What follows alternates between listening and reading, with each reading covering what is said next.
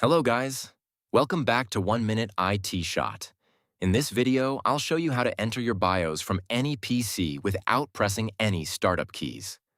First, go to the search bar, type Settings, and press Enter. Click on Update and Security, then select Recovery on the left menu.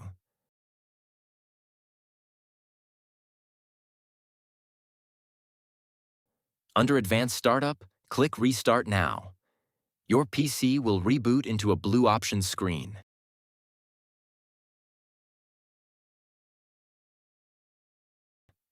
Next, click on Troubleshoot, select Advanced Options, and then click UEFI Firmware Settings. Click the Restart button. Your computer will reboot directly into your motherboard's BIOS screen automatically. No rapid key smashing required. And that's it.